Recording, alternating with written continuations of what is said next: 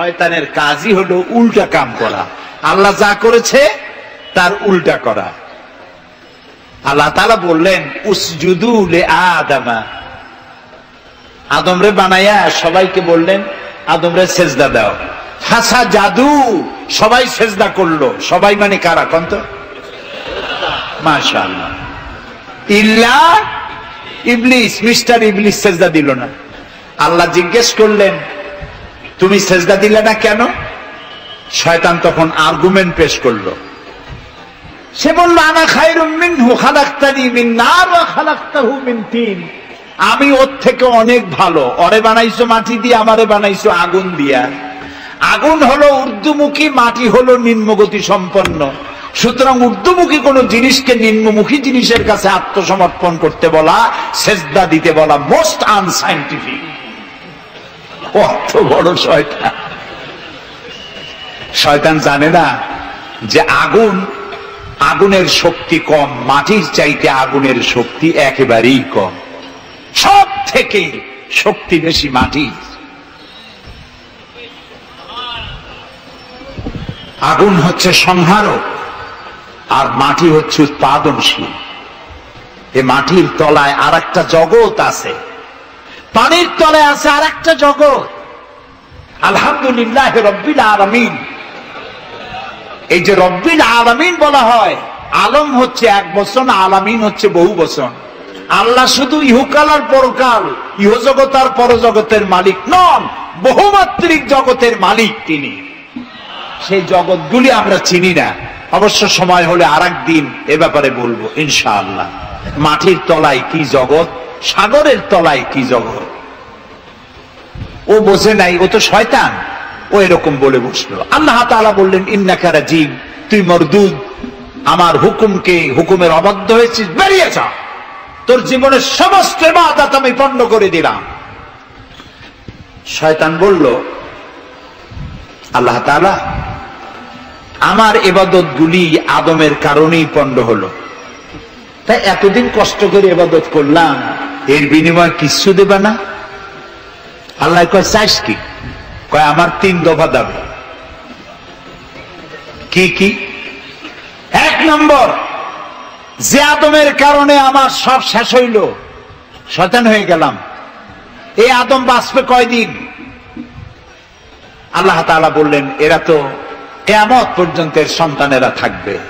শয়তান বলল এই আদম সন্তানকে প্রতারণা করার জন্য আমাকেও কিয়ামত পর্যন্ত হায়াত দিতে হবে। আল্লাহ তাআলা বললেন মঞ্জুর। শয়তান বলল আমাকে আমার 2 নম্বর দাবি, যেহেতু আমি মানুষের প্রতারণা দিব, ভাইতে ভাইতে ঝগড়া লাগাবো, স্বামীতে স্ত্রীতে ঝগড়া লাগাইয়া তালাক দেওয়াবো, ভাইতে ভাইতে খুনাখুনি বাধায় দেব। কিন্তু লোকেরা যদি আমারে দেখতে পায় যে শয়তান এই যে তালাক দেওয়াইয়া এই যে যায়, ছেলে আর বাপে ঝগড়া বাঁধাইয়া ভাইতে ভাইতে খুনাখুনি করাইয়া এই যে শয়তান যায়, তাহলে তো আমার ঠ্যাং আস্ত থাকবে না, আমার তো মেরে ফেলাবে।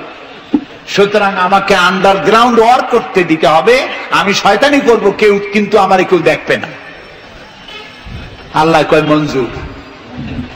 শয়তান কয় লাস্টলি এন্ড ফাইনালি 3 নম্বরের দাবি, আমি করব সারা জীবন তোমার বিরোধিতা।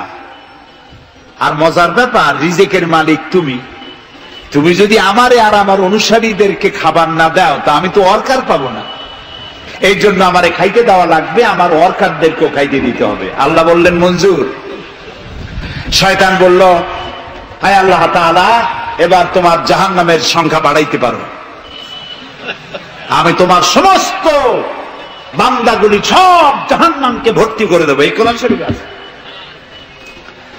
আল্লাহ তাআলা ফেরেশতাদের বললেন, ফেরেশতারা শুনছো শয়তানি কইল কি? আল্লাহ রাব্বুল আলামিন বলেন আমার ফেরেশতারা, আমার আদম সন্তানের, আমার বান্দারা যদি একটি শয়তানের প্রতারণায় পড়ে একটি যদি গুনাহ কাজ করার নিয়ত করে, কাজটা করে নাই, শুধু নিয়ত করেছে, ইচ্ছা করেছে, আমলনামায় কোনো গুনাহ লেখবা না। গুনাহটা যখন করে ফেলবে, একটি গুনার বদলে শুধু একটাই গুনাহ লিখবে। আর যদি আমার বান্দা যদি একটি পুণ্য কাজের নেক কাজ করার নিয়ত করে, কাজটা করে নাই, শুধু নিয়তের জন্য একটা নেকি লিখে দিবা। নেকির কাজটি যখন সম্পাদন করবে তখন একের উপরে 10টা গ্রেস মার্ক লাগাইয়া দিবা। সুবহানাল্লাহ। আমি এইভাবে করে আমার বান্দাদেরকে মাফ করে দেব। সুবহানাল্লাহ। শয়তান মানুষকে ওয়াসওয়াসা দেয়, আর আল্লাহ যা বানায় তার উল্টা বানায়। আল্লাহ বানাইলো জাকাত, শয়তান বানাইলো কি? কন্তবুদ্ধি করে সুদে আর জাকাতে পার্থক্য কি? সুদ হচ্ছে ধনীদের গরিবদের কাছ থেকে নাও, ধনীদের দাও। আর জাকাত হচ্ছে ধনীদের কাছ থেকে নাও, সব গরিবদেরকে বন্টন করে দাও। সুবহানাল্লাহ। এর নাম জাকাত। আর এই কাজটি করার দায়িত্ব আল্লাহ দিলেন সরকারকে। সূরা হজ আল্লাহ রাব্বুল আলামিন বলেন, আল্লাযীনা ইম্মাক্কান্নাহুম ফিল আরদ আকামুস সালাত ওয়া আতাউজ যাকাত ওয়া আমারু বিল মা'রুফি ওয়া নাহাউ আনিল মুনকার ওয়া লিল্লাহি আকিবাতুল উমুর। আমি যদি মোমেন বান্দারে ক্ষমতা দেই, তারা 4 দফা কাজ করবে। কয় দফা বলে? 1 নম্বরে মোমেনেরা ক্ষমতায় গিয়ে নামাজ প্রতিষ্ঠা করবে। 1 নম্বর কাজ নামাজ প্রতিষ্ঠা করবে। ক্ষমতায় গিয়ে তারা অর্ডার করবে, বেলা 1টার সময় সমস্ত কোর্ট কাছারি আদালত শিক্ষা প্রতিষ্ঠান কল কারখানা সব বন্ধ হবে আধা ঘন্টার জন্য। জোহরের নামাজ আর দুপুরের খানার বিরতি। নামাজ শেষ, আবার কাজ করতে আসো। নামাজ বাধ্যতামূলক। নামাজ যদি বাধ্যতামূলক হয় তাহলে তার সুফল কি? তার সুফল হলো, এসপি যদি বাধ্যতামূলক ভাবে নামাজ হয়, আর এসপি যদি মসজিদের ইমামতি করে দারোগাদের নিয়ে, অফিসারদের নিয়ে, দারোগা যদি, ওসি যদি থানায় পুলিশদের নিয়ে তার ইমামতিতে নামাজ হয়, এমপি যদি তার এলাকার অফিসার দিয়ে নিয়ে ইমামতি করে নামাজে, মন্ত্রী যদি তার এলাকার লোক নিয়ে অফিসারদের নিয়ে সচিবালয় ইমামতি করে, এই মন্ত্রী, এই এমপি, এই ওসি, এই এসপি এদেরকে পিটাইয়াও ঘুষ খাওয়ান যাবে? যাবে। যে বিশ্ববিদ্যালয়ের ভাইস চ্যান্সেলর নামাজ বাধ্যতামূলক হওয়ার কারণে মসজিদের ইমামতি করবেন, শিক্ষক শিক্ষয়িত্রী ছাত্র ছাত্রী 5 ওয়াক্ত নামাজ যে বিশ্ববিদ্যালয় জামাতে আদায় করবে, ওরা কি মাস্তান, গুন্ডা, সাদাবাজ হবে? হতে পারে না। এই জন্য সরকারের প্রথম দায়িত্ব হবে, কে বলতেছেন? কার কথা শোনাইতেছি? প্রথম দায়িত্ব হচ্ছে নামাজ প্রতিষ্ঠা করো। 2 নম্বরে যাকাত আদায় করো। 2 নম্বরে কি? যাকাত আদায় করো। এই যাকাত গভর্নমেন্ট আদায় করবে। আল্লাহর কায়দাটা কি দেখেন, এর মধ্যে সিগনিফিকেন্স কি? গভর্নমেন্ট আদায় করবে কেন? আমরা দিলে হবে না কেন? আমরা দিলেও হবে যদি ইসলামী সরকার না থাকে। ইসলামী সরকার হলে, অর্থাৎ আল্লাহর বিধান কায়েম হলে যাকাত কালেকশন করবে গভর্নমেন্ট। এখানে একটা সাইকোলজিক্যাল ব্যাপার আছে। আমি যদি অধ্যক্ষ রশিদ খান সাহেবের কাছে আমি বলি যে আমি গরিব মানুষ, আমার কিছু সাহায্য করেন, উনি যদি আমাকে সাহায্য দেন যাকাত থেকে, অথবা কোনো দয়া করে কিছু পয়সা দেন, চিরটা কাল ওনাকে দেখলে পরে আমার মাথাটা একটু নত হয়ে যেতে পারে। আল্লাহ চান না তার কোন বান্দার মাথা আর একটা গোলামের সামনে নত হোক। সেই জন্য আল্লাহ চান সরকারের কাছ থেকে নাও, তোমার মাথা উঁচু থাকুক। সুবহানাল্লাহ কইতে ইচ্ছা করে না? এ মাথার অনেক দাম, যেখানে সেখানে সেজদা দিয়েন না। পীর বুজুর্গ দেখলেই পায়ের উপরে পড়ে যায়েন না। কদম বসি করতে ইচ্ছা করে করেন, আমি বাধা দেব না, কিন্তু মাথাটা নিচু করেন না। মাথাটা আল্লাহ ছাড়া কারো সামনে নত হতে পারে না। এই মাথার অনেক দাম। আপনার বডি চেনাই যাবে না যদি মাথা না থাকে। আপনার মা অথবা স্ত্রী ছাড়া মস্তকবিহীন বডি চেনা কঠিন, এটা বডির আইডেন্টিটি। এই জন্য দেখবেন পৃথিবীর সমস্ত প্রাণী খাবারের সময় রুজির উপরে, রিজিকের উপরে মুখ লাগাইয়া খায়। গরু, বাছুর, মুরগি, হাঁস, হাতি, বাঘ, ভল্লুক, ময়না, টিয়া সব খাবারের উপরে মুখ লাগাইয়া খায়। কেবলমাত্র মানুষ খাবারের সময় খাবারটা না খাইয়া মাথা উঁচু থাকে, এখানে দেয়। আল্লাহ চান রিজিকের সামনে আমার বান্দার মাথা নত হবে না, মাথা নত হবে তো রাজ্জাকের সামনে নত হবে, রিজিকের সামনে নয়। সুতরাং গভর্নমেন্টের কাছ থেকে নাও, তাহলে তোমার মর্যাদা ঠিক থাকবে, কোনো ব্যক্তির কাছ থেকে নয়। গভর্নমেন্ট কালেকশন করবে, গভর্নমেন্ট বিতরণ করবে। এরপরে দারিদ্র বিমোচন ইসলামের সব থেকে বড় প্রোগ্রাম, দারিদ্র বিমোচন করা। কারণ কি? কারণ হলো আমার রাসূল বলেছেন, কাদাল ফাকরু আইয়াকুনা কুফরা, দারিদ্র মানুষকে কুফরির মধ্যে ঠেলে দেয়। তার নামাজ রোজা থাকে না, আল্লাহ রাসূল থাকে না। দরিদ্রের ধর্ম একখানা রুটি, সে তখন পূর্ণিমার চাঁদকে রুটির মতো দেখে। আছেন একটা কবিতা এরকম, পূর্ণিমার চাঁদ যেন ঝলসানো রুটি, তখন তার ধর্ম হয়ে যায় এটা। এই জন্য রাসূলুল্লাহ বলেছেন, কাদাল ফাকরু আইয়াকুনা কুফরা। রাসূলুল্লাহর একটা ব্যাংক ছিল, সেই ব্যাংকের নাম ছিল বাইতুল মাল। এই বাইতুল মাল ব্যাংক যেদিন তিনি এর ইনঅগ্রাল সেশন, উদ্বোধনী দিন, আমাদের ব্যাংকগুলি উদ্বোধন করার সময় কত সামিয়ানা, গেট, তোরণ ইত্যাদি করা হয়। রাসূলুল্লাহর ব্যাংক উদ্বোধন করা হলো মসজিদে নববীর ভিতরে, খেজুর গাছের খুঁটি আর খেজুর গাছ, উটের পশম, খেজুর গাছের পাতার মাটি, এই দিয়া ছাদ। উপরে যদি বৃষ্টি হয় আধা ঘন্টা, নিচে বৃষ্টি পড়ে 1.5 ঘন্টা, পাতার ট্যাপট্যাপানি। এরকম একটা মসজিদের ভেতরে বসে রাসূলুল্লাহ ব্যাংক উদ্বোধন করলেন আর বললেন, বুখারীর হাদিস, মান তারাকা দায়নান আও দিয়ান ফাআলাইয়া। আমার রাষ্ট্রের ভিতরে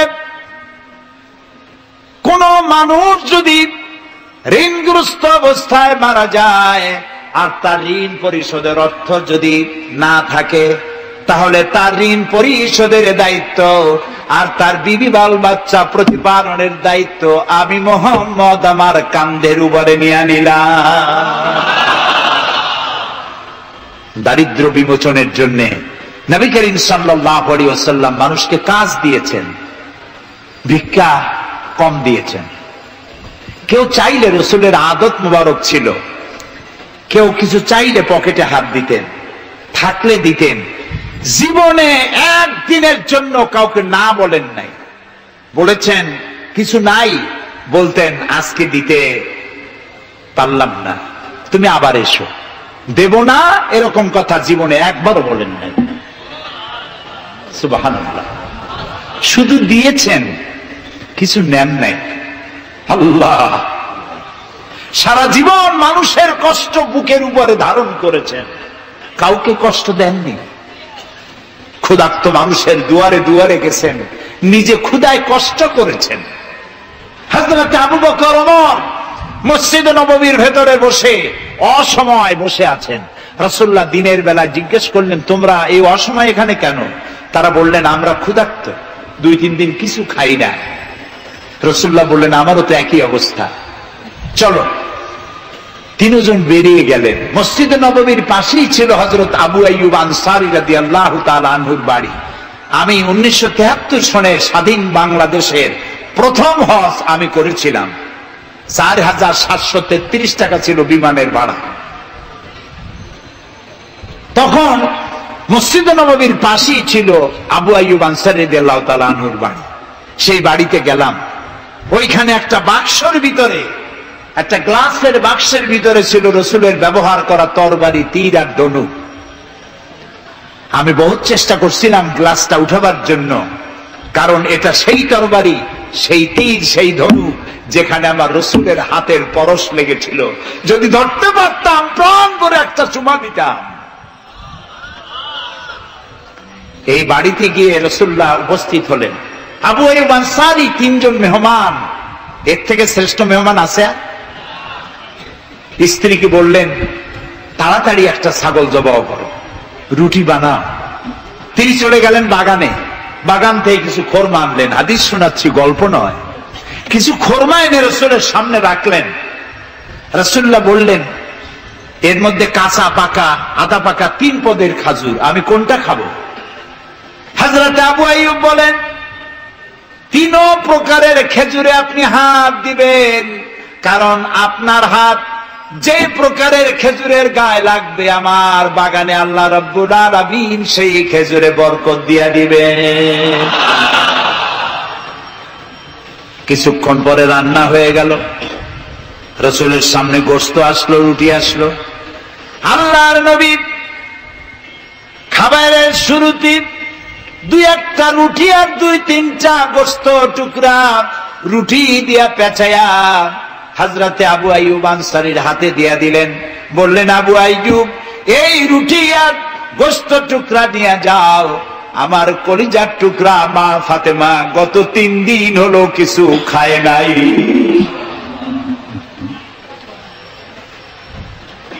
দুনিয়ার মানুষের খাবার পৌঁছায়ছেন, নিজে না খেয়ে থেকেছেন। হযরত আয়েশা বলেছেন, 1 দিন 2 দিন না, মাসের পর মাস রাসূলুল্লাহর স্ত্রীদের ঘরে চুলায় আগুন জ্বলে নাই। হযরত ওমর রাদিয়াল্লাহু তাআলা আনহু রাসূলুল্লাহর ঘরে প্রবেশ করেছেন।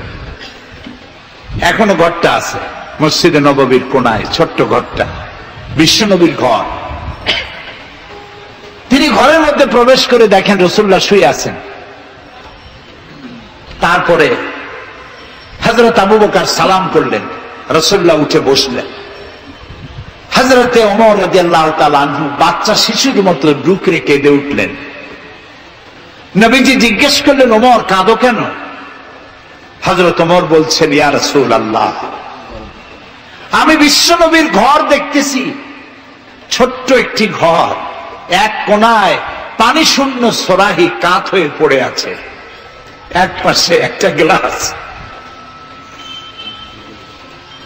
আর আপনি যে বিছানায় শোয়া, চাদর নাই, বালিশ নাই, দড়ি দিয়া বুনানো খাটিয়ার উপরে শুয়েছিলেন, হাতের তলায় মাথার তলায় হাত দিয়ে আপনার জান্নাতি শরীর মোবারকের পিঠের উপরে দড়ির দাগ আমি সহ্য করতে পারছি না ইয়া রাসূলুল্লাহ।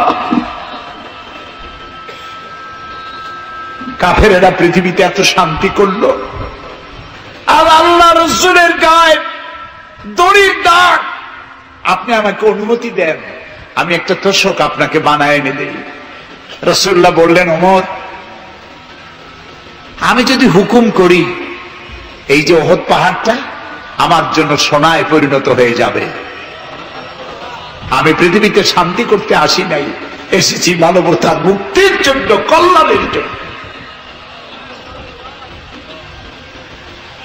নবী করিম সাল্লাল্লাহু আলাইহি ওয়াসাল্লাম এই যাকাতের বিধান কায়েম করলেন। মানুষের দুয়ারে দুয়ারে খাবার পৌঁছে গেল, বৃদ্ধরা ভাতা পেল, বয়স্করা ভাতা পেল, বেকারেরা তাদের কাজের সংস্থান পেয়ে গেল। অবস্থা এমন হলো, হযরত ওমর ইবনে আব্দুল আজিজ রাহমাতুল্লাহ আলাইহির সময় যাকাত কে নেবে, যাকাত কে নেবে চিল্লানো হতো, ঢোল বাজানো হতো।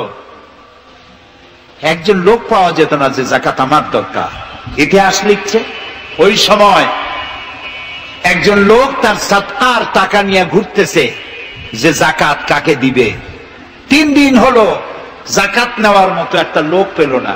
অবশেষে ক্লান্ত হয়ে মরুদ্যানের মধ্যে বসে আছে। কিছু সময় পর দেখলো যে একটা লোক, ধুলায় ধূসরিত চেহারা, তিনি এসেছেন, হাতে একটা বড় টোপলা। এই লোকটি বলল, পথিক, আসসালামু আলাইকুম, আমি 3 দিন ঘুরলাম এই দেশে, একটা মানুষ পেল না যাকে আমি সদকার টাকা, যাকাতের টাকা দিতে পারি। আপনাকে মনে হচ্ছে গরিব মানুষ, জামা কাপড় ময়লা, আপনি আমার এই টাকাগুলি নিয়ে আমাকে উদ্ধার করুন। লোকটি বলছে, তোমার মাথা ঠিক আছে কিনা আমি জানি না, তুমি কি মনে করছো যে আমার এই বস্তার মধ্যে ছেঁড়া খাতা? তোমার ওই টোপলায় যত টাকা, ওর থেকে অনেক বেশি টাকা আমার এই বস্তার ভিতরে। আমি এক সপ্তাহ ঘুরতেছি, একটা গরিব মানুষ পাই নাই এই দেশে। এটি হলো যাকাতের কল্যাণময়তা, যাকাত ভিত্তিক অর্থ ব্যবস্থার কল্যাণময়তা। যারাই যাকাত দেয় না, অর্থকে সঞ্চিত করে, সোনা এবং রূপাকে সঞ্চয় করে, তাদের সম্পর্কে আল্লাহ কি বলছেন? والذين يكنزون الذهب والفضة ولا ينفقونها في سبيل الله فبشرهم بعذاب أليم। যারা নাকি রৌপ্য এবং স্বর্ণ সঞ্চয় করে, আমার রাস্তায় খরচ করে না, মানে গরিবদের দেয় না, সঞ্চিত করে রাখে, তাদের জন্য কঠিন পীড়াদায়ক শাস্তির সুসংবাদ দাও। প্রশ্ন উঠতে পারে, শাস্তির কি সুসংবাদ হয়? শাস্তির কি হয়? আল্লাহ সুসংবাদ বললেন কেন? এটা বোঝাবার জন্য ছোট্ট একটি দৃষ্টান্ত যথেষ্ট। মা যদি ছেলেকে কন্ট্রোল করতে না পারে, দারুণ দুষ্ট, মা তখন বলে, দাঁড়া, তোর বাপ আসুক, আমি তারে নালিশ করব, এমন পিটটি দেবে তখন মজা টের পাবে। পিটাইলে কি মজা লাগে? তাহলে মজা বললো কেন? শাস্তির তীব্রতা বোঝাবার জন্য মজা শব্দ ব্যবহার করা হয়। এটা কোরআনে কারীমের বাগধারা। আল্লাহ তাআলা বলছেন, তীব্র শাস্তির সুসংবাদ দাও। স্বর্ণ আর রৌপ্য জমা করে রেখেছ, যাকাত দাওনি। বহু মহিলার অসংখ্য সোনা রূপা আছে, যাকাত দেন না। কবে কালে ভদ্র একটা বিয়ে আসবে, সেই বিবাহে সজ্জিত হয়ে যাবেন, সারা বছরে যাকাত দিলেন না, এতগুলি সোনা আটকায় রাখলেন কেন? আল্লাহ চান না টাকা পয়সা পুঞ্জীভূত হয়ে থাকুক। কোরআন শুধু নামাজ রোজা নয়, দেখুন না আল্লাহ কি বলছেন। আল্লাহ বলছেন, কায়লা ইয়াকুনা দুলাতাম বাইনাল আগনিয়াই মিনকুম। আল্লাহ বলছেন, তোমাদের কিছু সংখ্যক ধনীদের মধ্যে তোমাদের সম্পদগুলি পুঞ্জীভূত হয়ে যাক, এটা আমি চাই না। এটা যাকাত, ফিতরা, সাদকা, এককালীন দানের মাধ্যমে গোটা জাতির মধ্যে পৌঁছে যাক, তাহলে মানুষের উপকার হবে। সুতরাং 7.5 তোলা নিচ পর্যন্ত যাকাত আপনার না দিলে চলবে।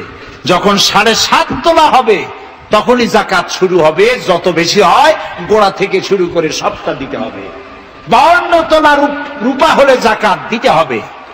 এই যাকাতের টাকা না দিয়ে যারা জমা করে রাখেন, শাস্তিটা কি হবে শোনেন। আল্লাহ শাস্তির ধরনও বলছে, ইয়াউমা ইউহমা আলাইহা ফি নারে জাহান্নাম ফাতুকওয়া বিহা জিবাহুম ওয়া জুনুবুহুম ওয়া যুহুরুহুম হাযা মা কানাজতুম লিআনফুসিকুম তাকনিজুন।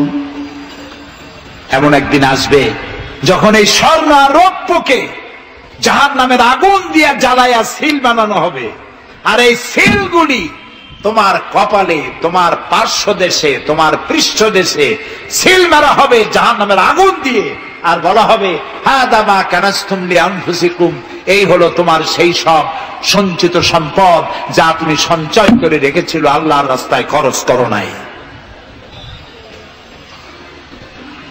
রাসূলের কাছে প্রশ্ন হয়েছে, ওয়ায়াসআলুনাকা মাযা ইউনফিকুন, হে রাসূল, আপনাকে প্রশ্ন করা হয় যে কি খরচ করব। আল্লাহ তাআলা বলছেন, কুলিল আফওয়া, বলুন প্রয়োজনের অতিরিক্ত জিনিস আল্লাহর রাস্তায় খরচ করে দাও। আমরা প্রয়োজনের অতিরিক্তটা ব্যাংকে জমা রাখি। আল্লাহ বলেন খরচ করো, যত খরচ করবে আল্লাহ তত বাড়াই দিবেন। দেখেন না আল্লাহ বাড়ায় কেমনে? আল্লাহরে বিশ্বাস করেন যে আল্লাহ যে বাড়াইতে পারেন, এটাকে বিশ্বাস করেন? এটি তো ইমানের প্রশ্ন। কেউ যদি জবাব দিতে ব্যর্থ হন তাহলে তো কুলক্ষণ। আল্লাহ কি সম্পদ কমানো আর বাড়ানোর মালিক কে?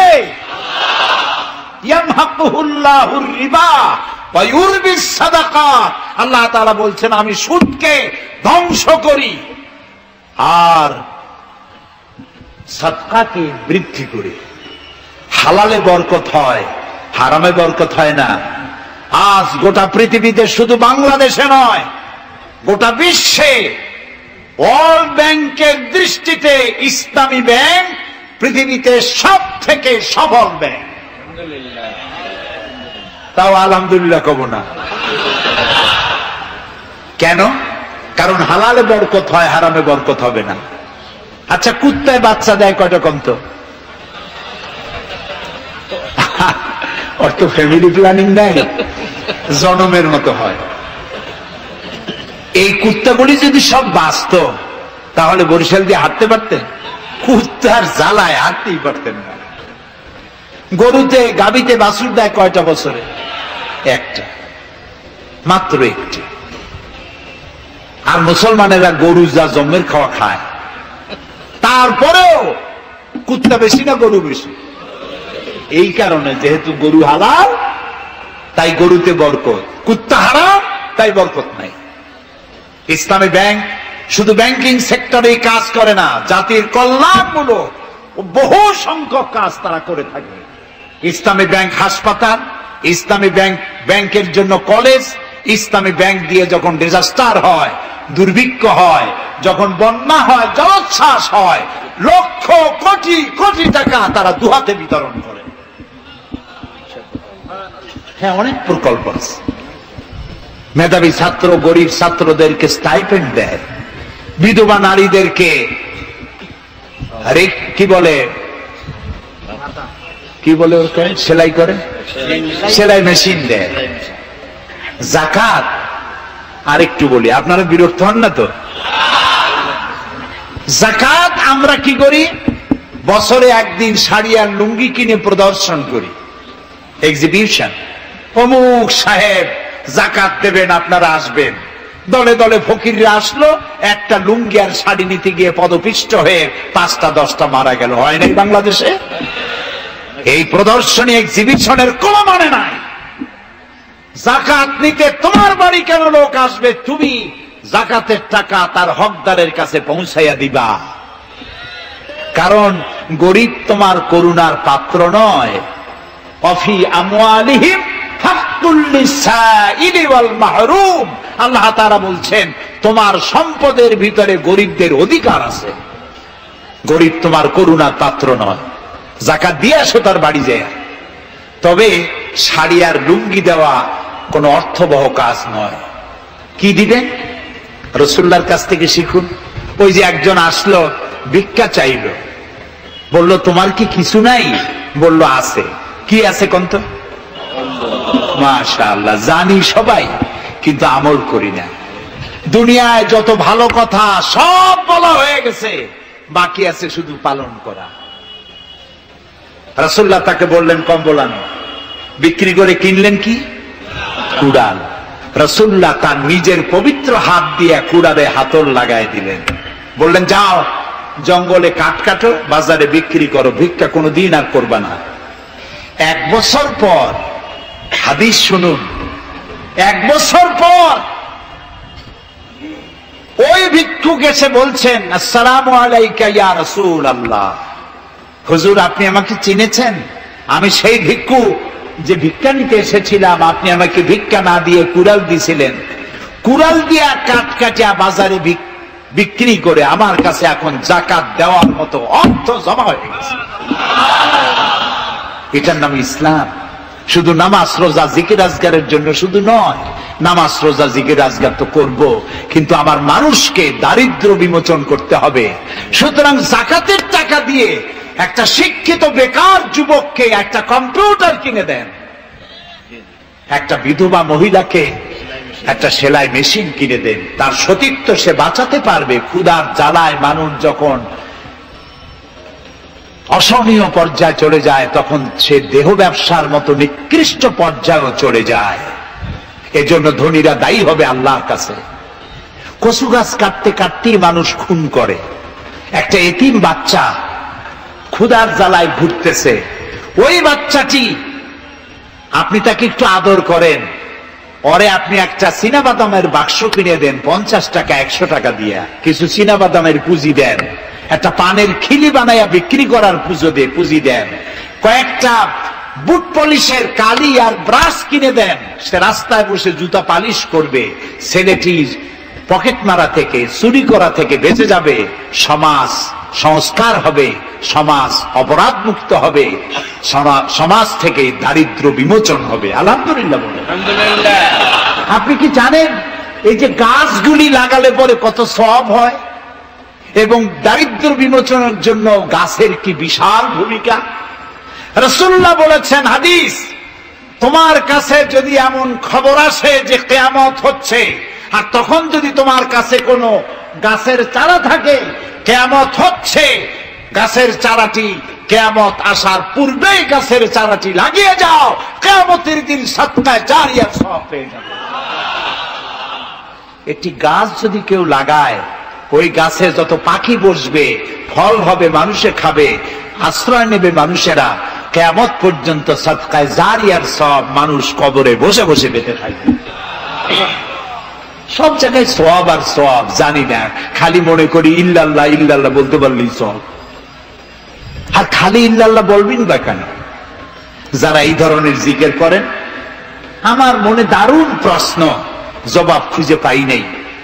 আল্লাহর কলেমাকে খণ্ডিত করে জিকির করার পারমিশন কোন হাদিস দিয়েছে? কে দিয়েছে এই পারমিশন? লা ইলাহা ইল্লাল্লাহ, এটা হলো পূর্ণাঙ্গ কালেমা, কমপ্লিট হচ্ছে মুহাম্মদুর রাসূলুল্লাহ। আফজালুজ যিকর লা ইলাহা ইল্লাল্লাহ। কতক্ষণ লা ইলাহা ইল্লাল্লাহ, কতক্ষণ ইল্লাল্লাহ ইল্লাল্লাহ ইল্লাল্লাহ।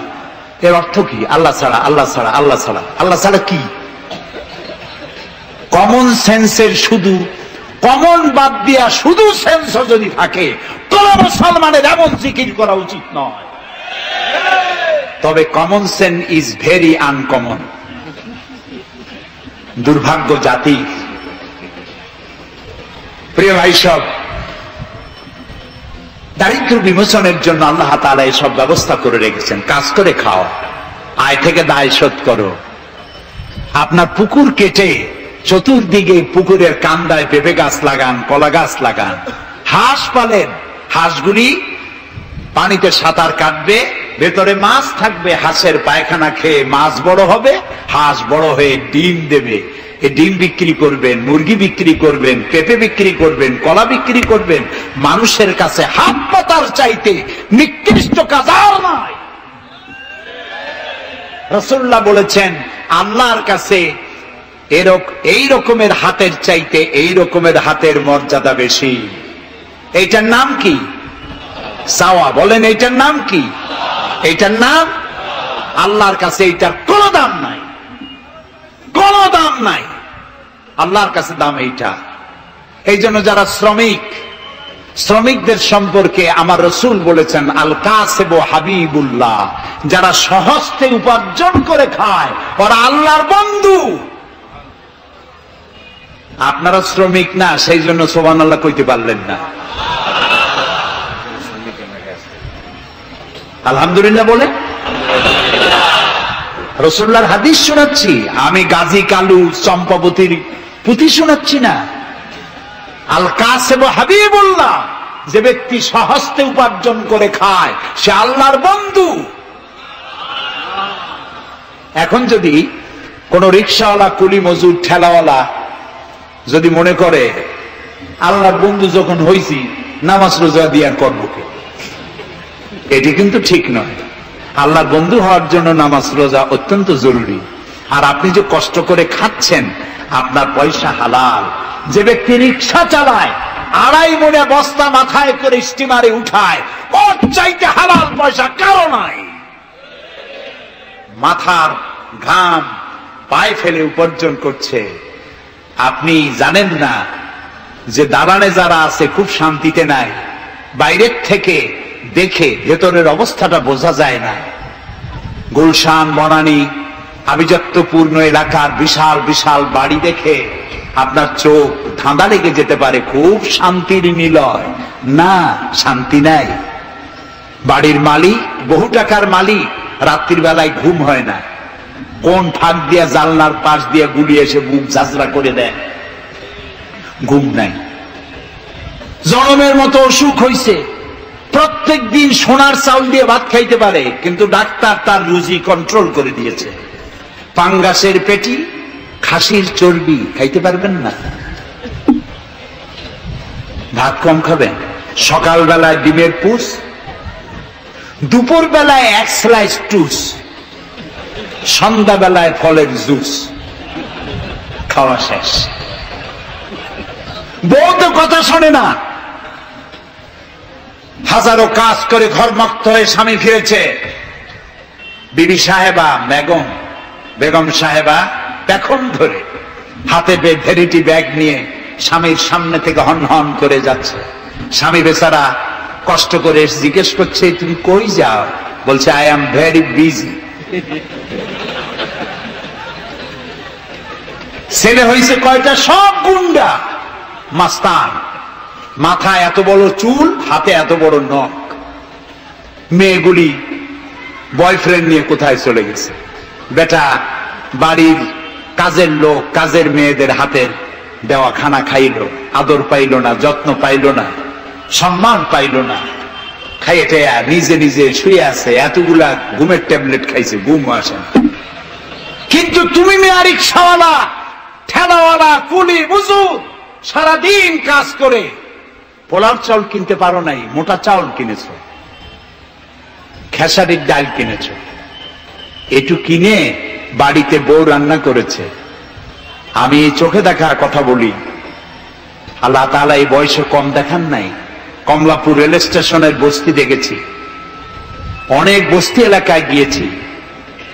স্বামী বসে খাচ্ছে, ঘরমাক্ত রিক্সা চালায় আসছে, 2.5 মণে বস্তা টানে আনছে।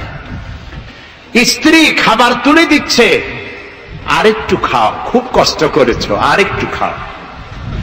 ওর ঘরে ফ্যান নাই, কাপড়ের আঁচল দিয়ে স্বামীর কপাল মুছে দিচ্ছে, আরেকটু খাও, এত কষ্ট করো তুমি।